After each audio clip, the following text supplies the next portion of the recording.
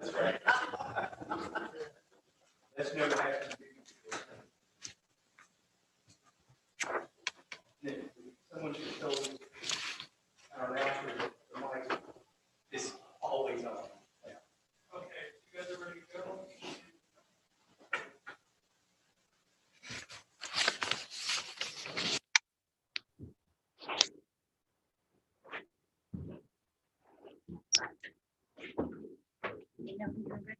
Okay. Ready? Yep. All right, who's getting ready to start it?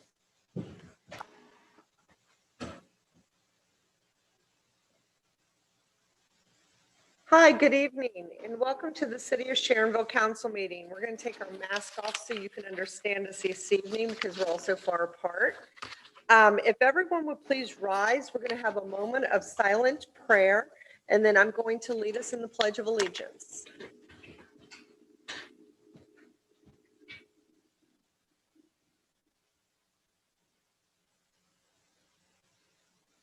Thank you. I pledge of allegiance to the flag of the United States of America and to the republic for which it stands, one nation, under God, indivisible, with liberty and justice for all. We do have two council members that are remoting in. If they can turn their mute buttons on, that would be great. And I'll tell you when to turn them off. Thank you. Roll call. Mr. Tankersley, here. Mr. Wilson, Here. Mr. Lippert, Here. Mr. Duda, Here. Mr. Cook, Here. Mrs. Knight, here, Mr. Schmidt, Here. Thank you. Approval of minutes. Are there any additions or corrections to our August 11th regular council meeting minutes?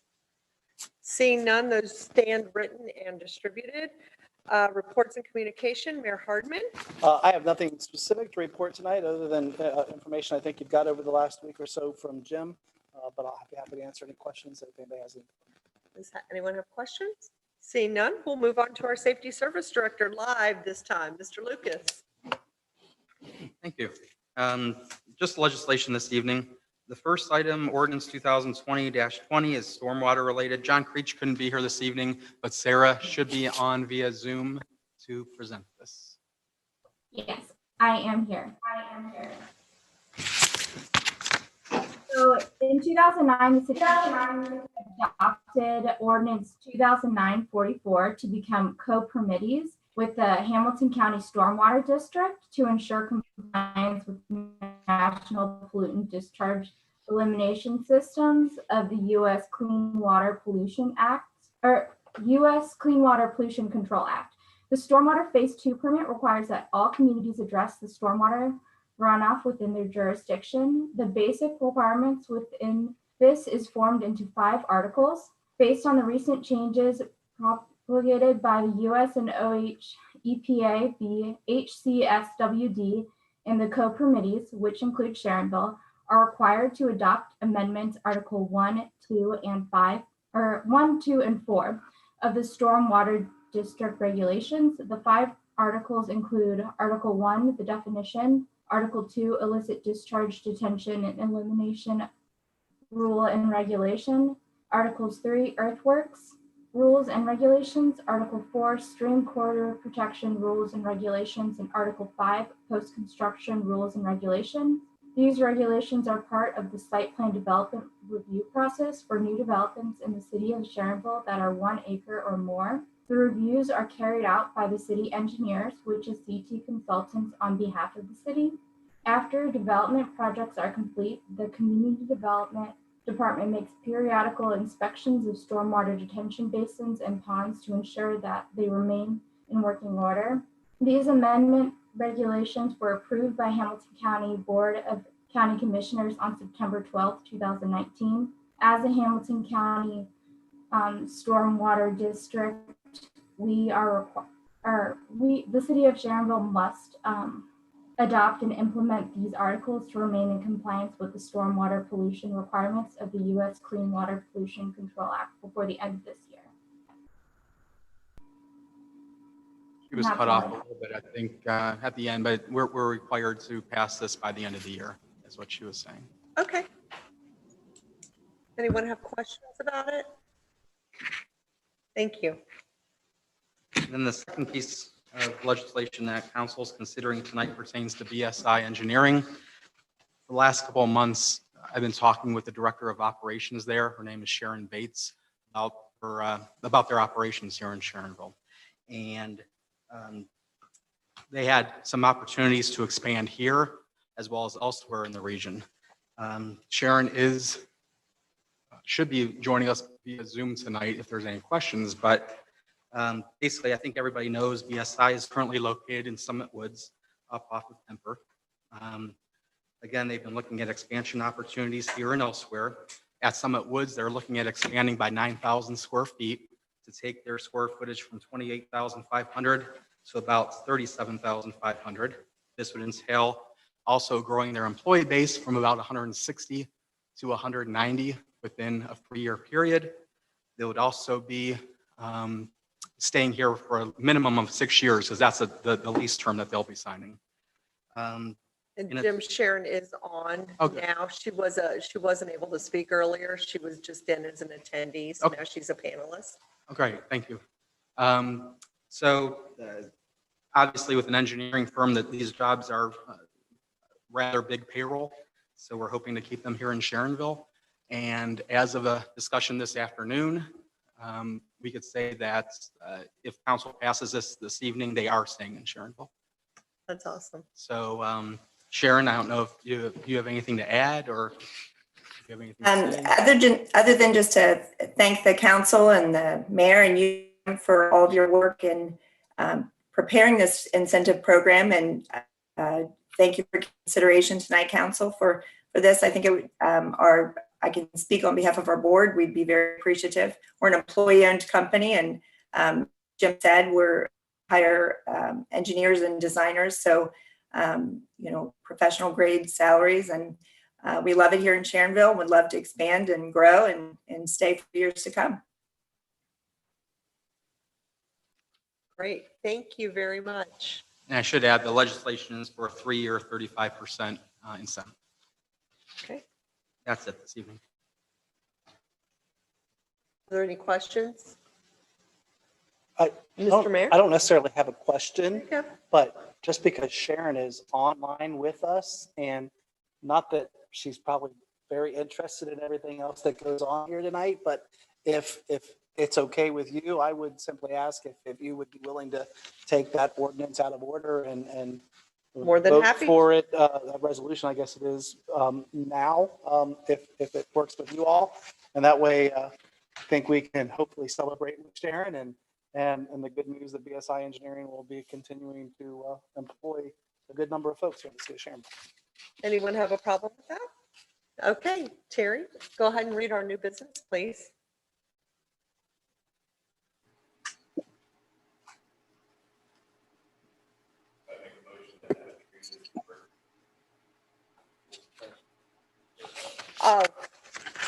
We can do that. Yeah, she can either way. Is there a motion? I'm guessing Casey is making the motion to have a first and only reading of ordinance 2020-27E, and that's second by Mr. Wilson.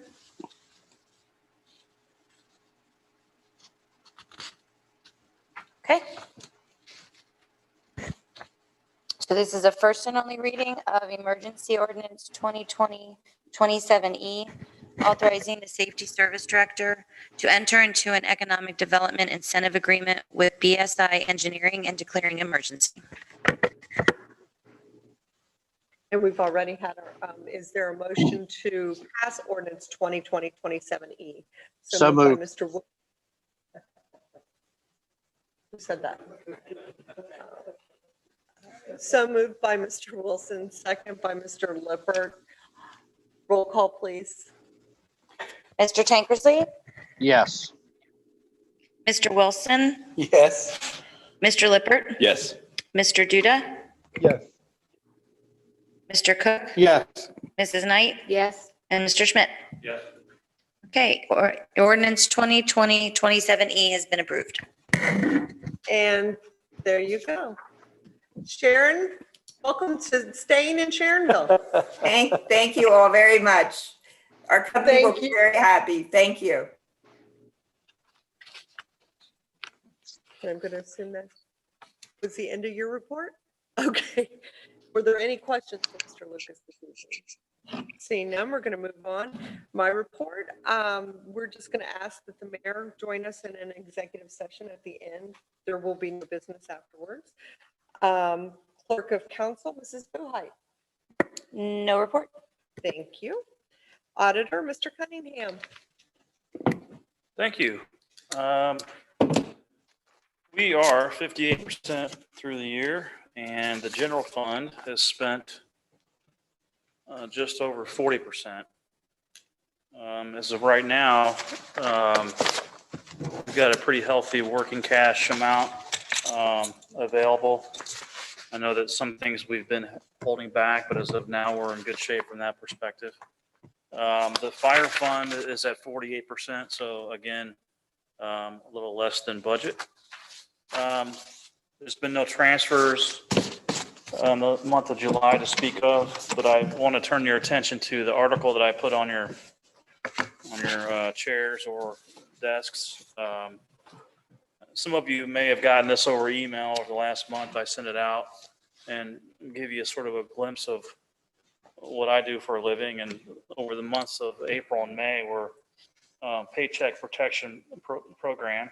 And what this article is saying is that it's showing you what the highest zip codes were and the number of PPP loans that businesses received by zip code in the area. And so as you can see, the article talks about 45202, which is pretty southern Cincinnati, and 45242, which is Blue Ash. If you flip back to the third page, you'll see a map there. And if you see this article online, it's actually interactive. If you hover over that that dot in the middle, which is 45241, 182 PPP loans, over 150,000 in our zip code.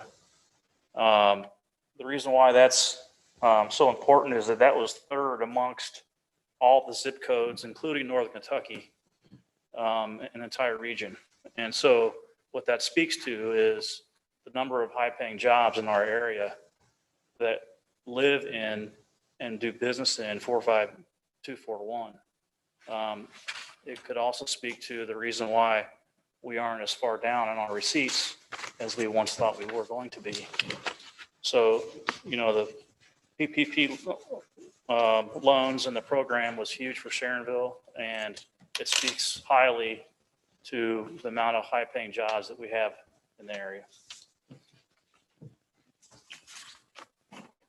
That's it. That's awesome. Thank you.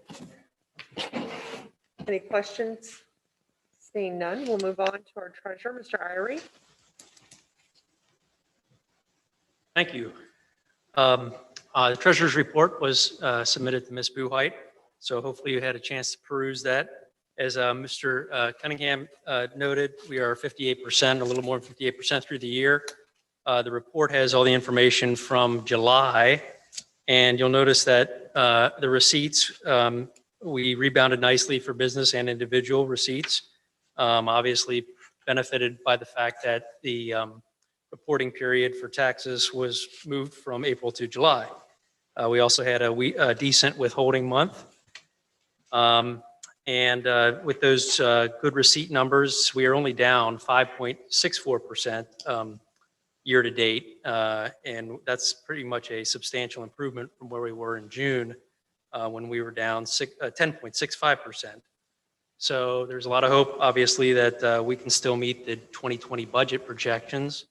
And I believe all the funds right now are actually on pace or ahead of pace, except the convention center, which we know, obviously, that's been hit the hardest. So I think overall we're in pretty good shape. Great. Thanks. Thank you. Our law director, Mr. Pete Meyer. Just one brief item. The first gun show, I think, was 2 weekends ago, and Jim had called me ahead of time and anticipated some problem because of the crowd that may come, telling them to put on masks. And he was concerned that people would say, you can't make me do it, or I'm not going to do it. And if you read the state law, it does have an exception for people that have some type of congestive problem or breathing problem, but there's really no guideline. It doesn't say you have to have a doctor's note or a note from your mom or anything else. So I took the position, and Jim agreed, that there's just no exception to it. And apparently there was only one person that complained of everybody that attended the show. So I thought that was pretty good. So everybody that came in was told, we don't care what your problem is, you have to have a mask, and if you don't like it, you can't come in. And I got one call at home from somebody that said, I'm in my 60s. I said, well, so am I. Well, I'm a veteran. Well, so am I. And I got to wear it too. So it kind of shut him up, and that was the end of it. So I thought that was a pretty good result for all the people that went to that. Only one person kind of raised hell about it. So That's excellent. yeah. Thank you. And then tonight, we are blessed to have Scott McKeon, our finance director, here to give his annual report. Well, you know, Scott's the money guy. Without him, we don't do nothing. Good evening. Thanks for having me. I will try to. There we go. Try to share the screen. That's a lot better than having me up here. The camera may add 15 pounds, but it takes away 50% of your hair.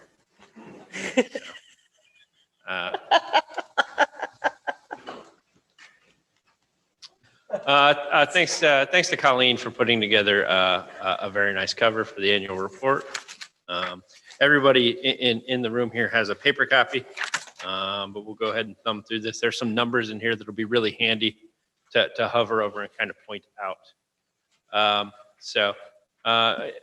Recognize, as always, Auditor, Treasurer, and Finance Committee for the work last year, but especially want to call out the efforts of all the staff members. It is a repeated sentence from the last few reports, but their efforts are rarely noticed unless there's something wrong. But that group, the group there, especially at the top that works over here in admin finance, really unsung heroes that really keep the trains moving in the city of Sharonville.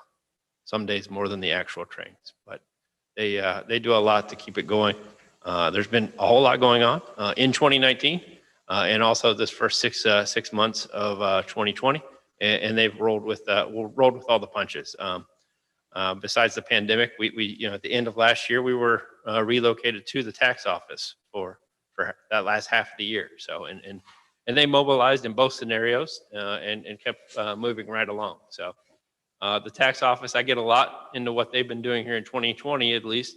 In 2019, their biggest accomplishment may have been hosting us for 6 months. So and during that time, most of admin finance relocated to the front half of the tax office. I sat in the back with that staff, so in the middle of the big room. It was a lot of fun. Got to know them all a little bit better.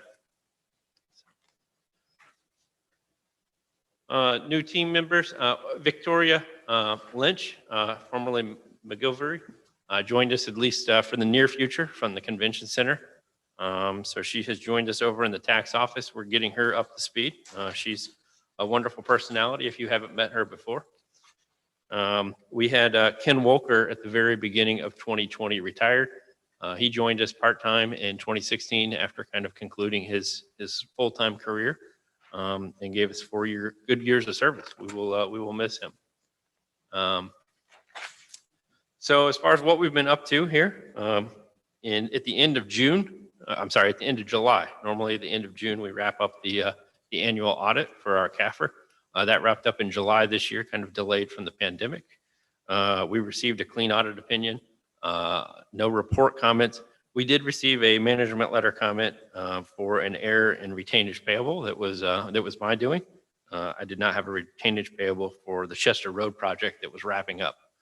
So there was a small adjustment made to the financial statements to correct that.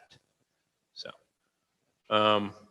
during 2019, we received the Certificate of Excellence on our 2018 CAFR. So we've received that award every year since 2001. The 2019 CAFR is in the auditor state review process. So here in the next 2 months, I would say, maybe month, you'll likely receive all those required communications and that whole chain of email that's getting ready to be released publicly. So the actual audit report and our CAFR go out on the auditor of state website. The management letter is a public record, but does not go out for publishing. The CAFR is a wealth of information. There's a couple pieces in here that I include. But if anybody ever wants to get a copy of that or would like to discuss it, I'm always happy.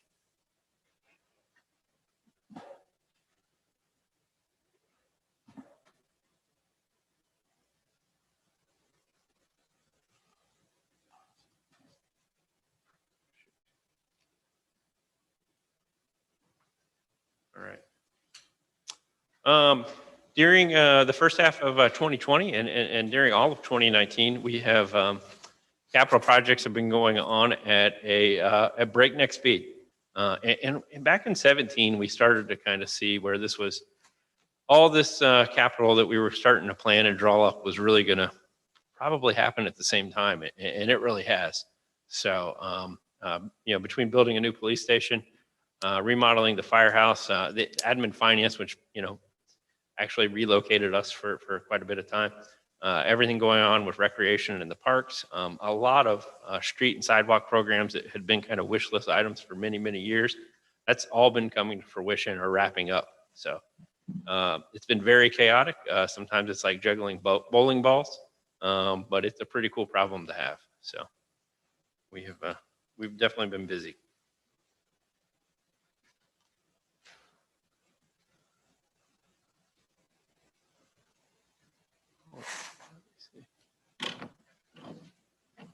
I skipped over this page. I apologize. I'll touch base on this, a couple of things real quick.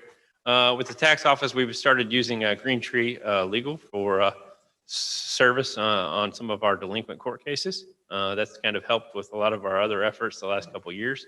And we've been making some really good headway in keeping up with delinquent accounts in that manner. Kind of some highlights of last year's budget process as we put 2019 to rest. Really just highlighting these set-asides here. Some really big accomplishments. I think it was last year in the budget work session, I said we might even have $4 million set aside year end, and I was wrong. We had $5 million. We split that 50-50 between future capital and some debt. So we've set aside over $10 million since 2015 with kind of this tradition we've had since then of everything over 7.8 million we set aside. So it made everything a couple pages ago all kind of come to fruition with little borrowing. The $2.5 million, our plan was to pay down on the police station debt, which we only had to borrow $5 million of that project. So we decided back during early in the pandemic that we wanted to hold on to those cash reserves to sort of have more resources at our disposal.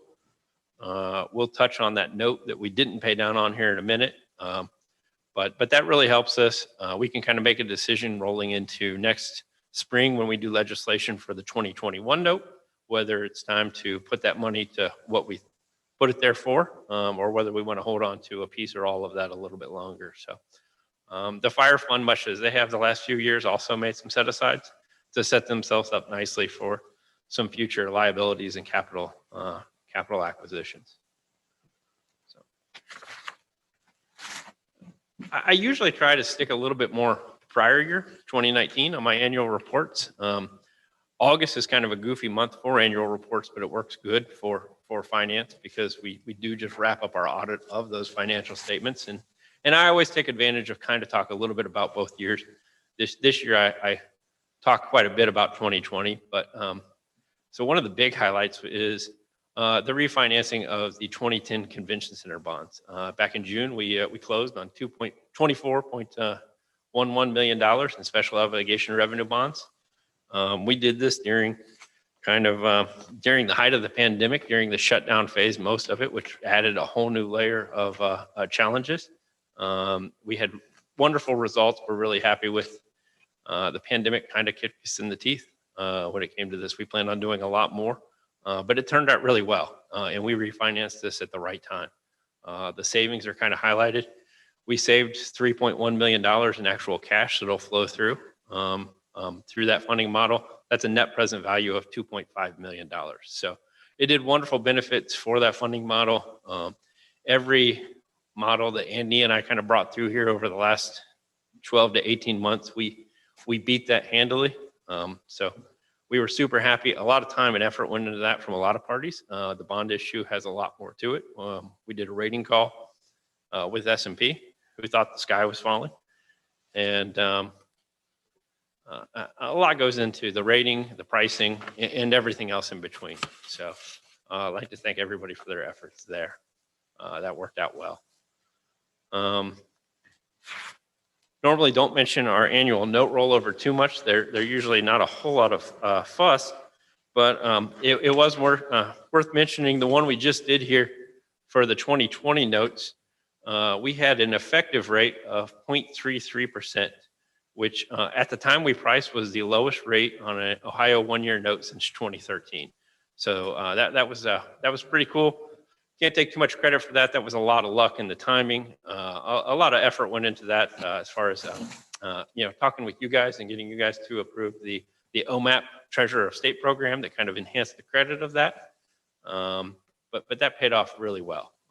So it was a good year to cash in some luck on interest rates. So I put for reference there the 2019 note we priced at a 1.6 yield. Which ironically at that time, that was one of our best credit ratings, credit spreads off of what the market is versus what our note price that we'd had in several years. So this really, really low rate played really well into, it means the cost of holding on to that $2.5 million is as low as it possibly could. So that worked out very much in our favor. It's probably worth noting, even though it's not 2019 or 2020, but the decision that all of us made in 2018 to pay off that convention hotel note that we used to extend the Hyatt loan, we're all looking really, really smart today for that. Refinancing that, if we had to still do that this November, would have been a really big nuisance for all of us. It would not have priced well. With the hospitality industry doing what it's doing. And it would not have, if we had not paid that off, we wouldn't have the flexibility to do a lot of the debt relief that we did during the pandemic for the developer on that. So that's worked out much better than we ever thought it could. So dealing with the pandemic, as far as the tax staff goes, they and the finance group over here as well. Everybody adapted really well to a new norm really quickly. Getting off site, we had Angela and Vicky kind of from both groups that we didn't really have much to do remotely. We assigned them to the tax office where there was plenty of elbow room to keep everybody apart. Kind of came up with a new system. We had to instead of processing then scanning, we had to scan and then process. But we were really proud. We kept all of our services except for actual in-person interactions chugging along through that whole time. IT worked fast to get everybody far more connectivity than we ever fathomed we would have. So that went off really, really well. As we remobilized, the April 15th deadline for the first time I know of was not the tax deadline. So that moved to July 15th. And as we were remobilizing and coming back to the workplace, we looked at how we were going to handle that. A normal tax week, we have 100, 150, 250, maybe even 350 people those last 3 or 4 days leading up to the 15th. So we knew we were most cases, a lot of the staff over there is very at risk. We knew that inviting that kind of crowd or any kind of crowd wasn't something we wanted to do into that space of the building. So we thought through that really quick. We have the benefit of some elbow room over there. So Public Works put us some plexiglass stuff at the front counter, as you see at many of the public spaces here in City Hall and across the city. But we also set a couple of mobile carts on wheels up in doorways with some plexiglass as well. So we had about 3 stations where we could exchange documents, make payments, accept the paperwork, do those exchanges. When we would actually go to communicate with the taxpayer, we invited them to, we set up 4 Zoom stations in the front of the building. And Josh got those set up for us really fast. They worked really well. And so a taxpayer would exchange their information and go to one of these Zoom stations. You actually get the visual here on the next page. So rather than inviting public back in, we would have public go to where admin had been sitting just a few months before that, to a station there where they could communicate and do all that document. So information exchange.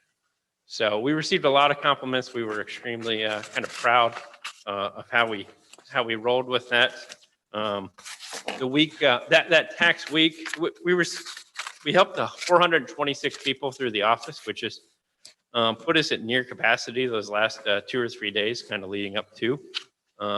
So we were kind of blessed with the right number of people walked in the door. We kind of had plan Bs if that didn't work, to kind of bring some people back in the 16th or 17th, but that really didn't have to happen in any kind of numbers.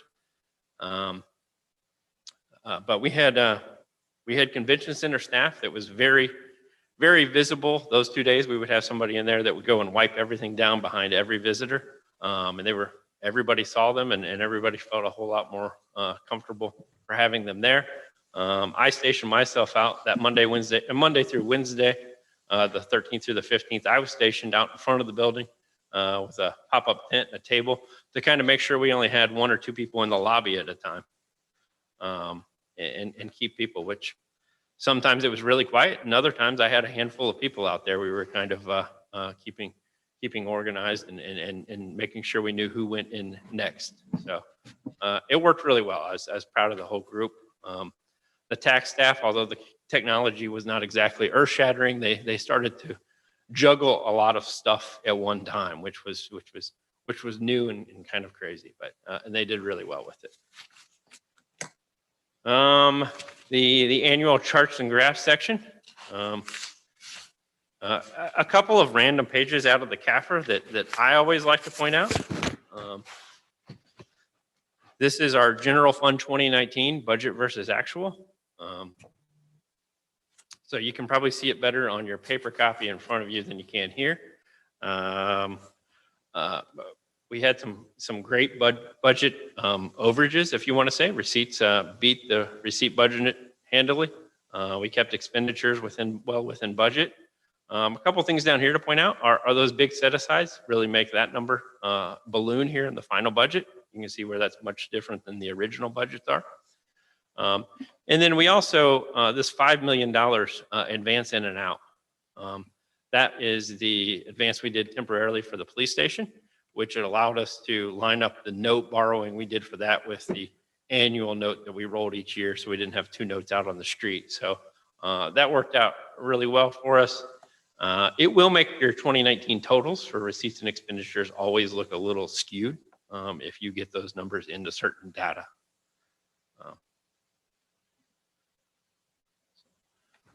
This next page is our top 10 employers as far as comparing the total generated from our top 10 versus the rest of our economy. I always say hanging around in the 25 to 30 percentile is hard to do in a town that has a large automobile manufacturer. And our top 10 has seen a lot of growth over the last 10 years. And really made our top 20 a whole lot stronger than it was 10 years ago. I think the crazy thing to do is to kind of scroll down and look at the total of $29 million that we have in 2019 compared to the $19 million in 2010. So it's been quite the decade. Yeah, I apologize. My mouth is running on the slow side here.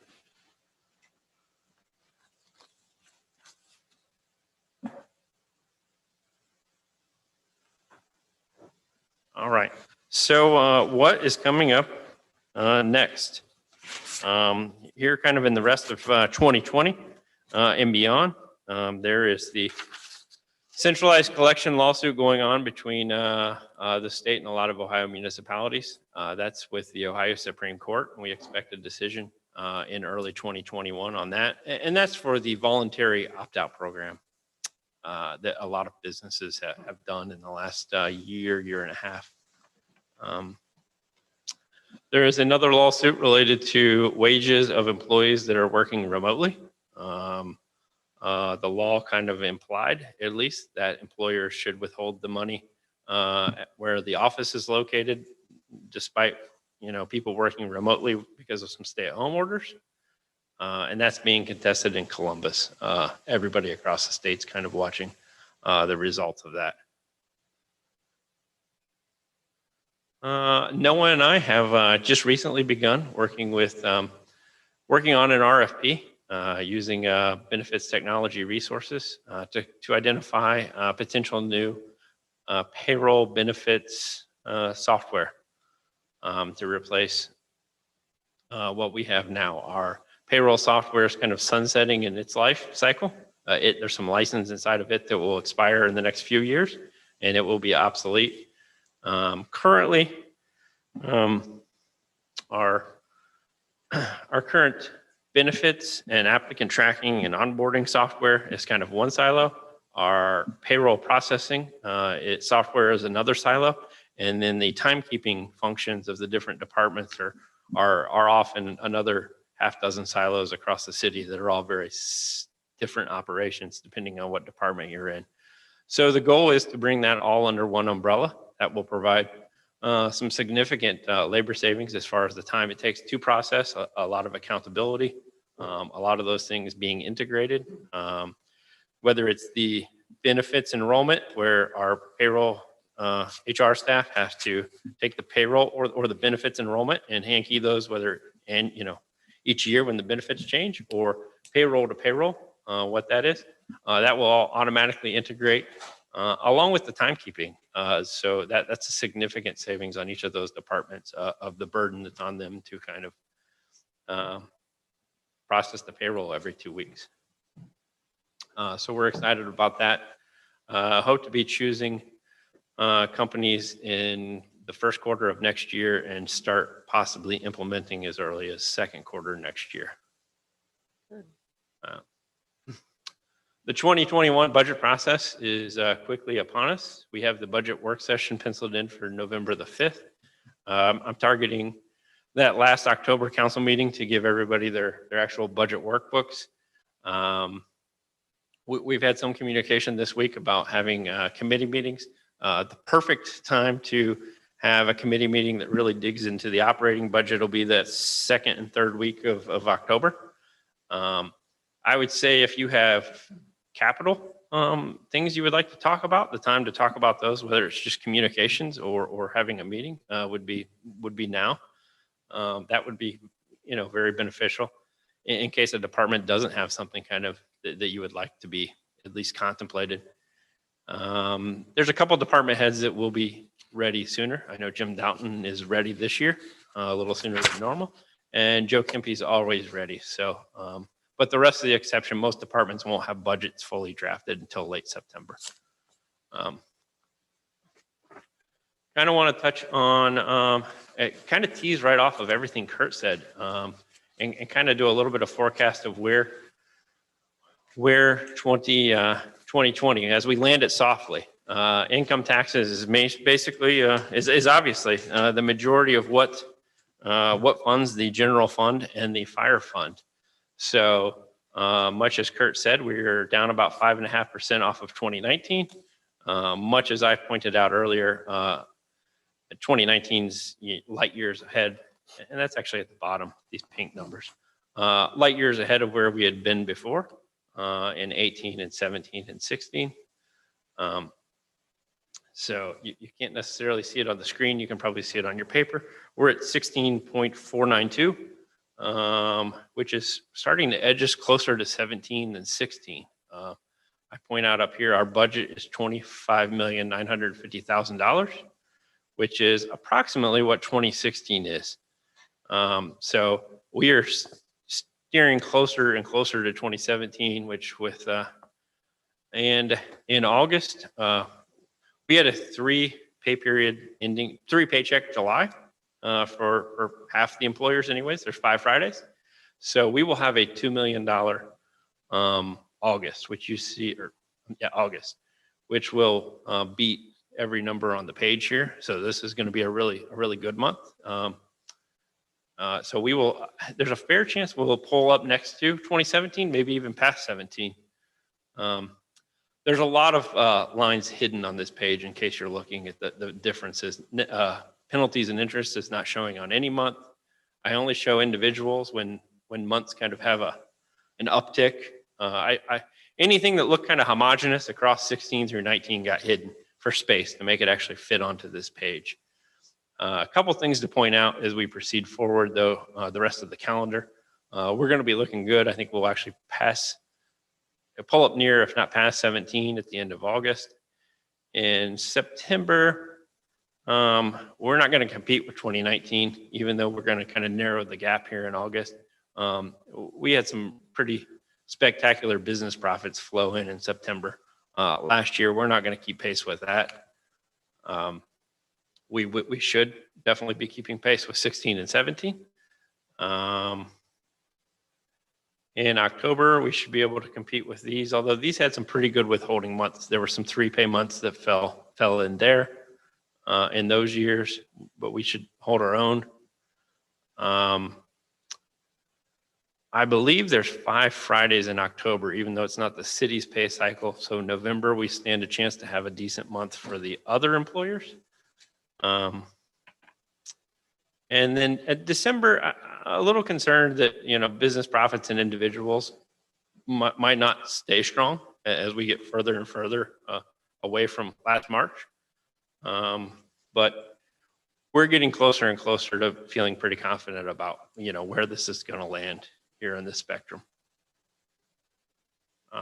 It is worth pointing out as you look at December, this really shows the time change of individuals where the due date changed from December to January. So less money started popping in December.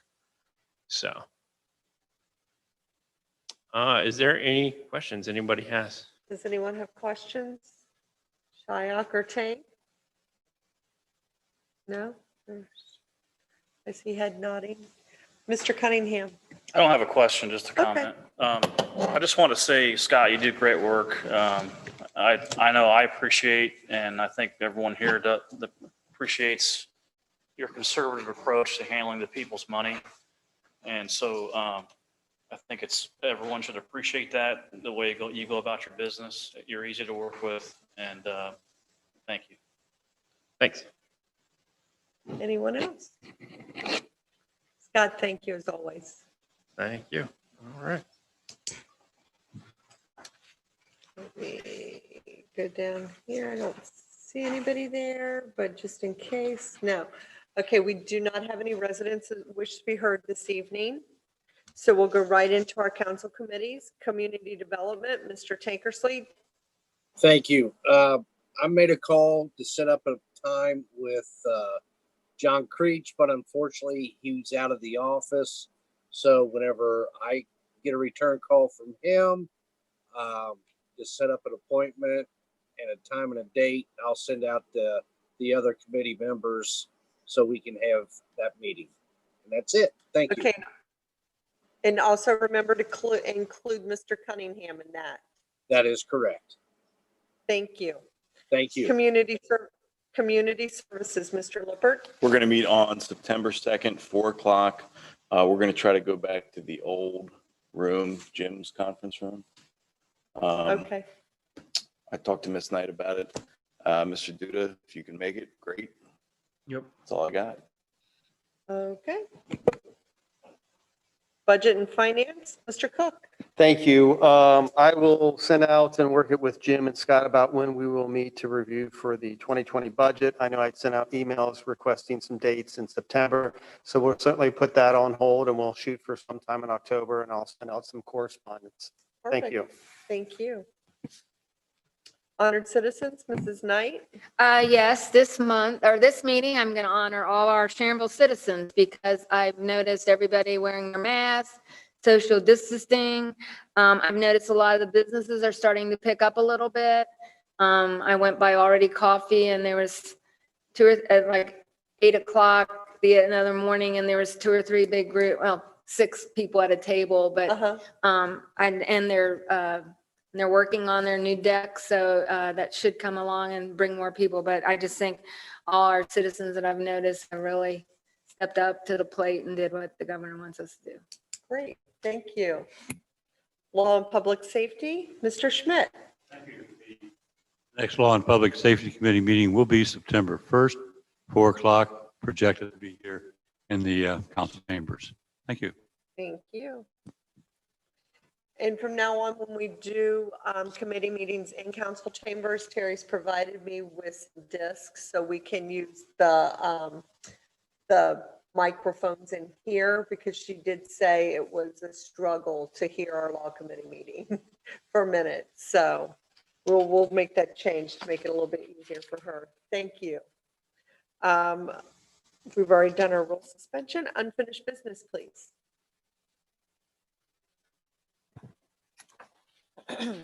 Third reading for ordinance 2020-20, an ordinance adopting amended Article 1, 3, and 5 rules and regulations for the Hamilton County Stormwater District within the city of Sharonville. Is there a motion to pass ordinance 2020-20? So moved by Mr. Cook, second by Mrs. Knight. Is there any discussion? Seeing none, roll call. Mr. Tankersley? Yes. Mr. Wilson? Yes. Mr. Lippert? Yes. Mr. Duda? Yes. Mr. Cook? Yes. Mrs. Knight? Yes. And Mr. Schmidt? Yes. Ordinance 2020-20 has been approved. This is a second reading for Resolution 2020-R16, a resolution supporting and approving the City of Sharonville 2030 Comprehensive Plan. And we've already taken care of new business, no new residents. Are there any other matters to be heard this evening before council? Ms. Knight? Just to remind everybody, the Rupert stand is closing September 13th. It's a Sunday. We are now having new hours, so it's Monday through Thursday, 11 to 3, and then Friday, Saturday, and Sundays, 11 to 8. All our help went back to school. Well, there you go. Okay, is there a motion to go into executive session with all elected? What's it under? I'm sorry, it's under the Ohio Revised Code, 121.22G3, and it's number 1 regarding employment. Okay. Employee.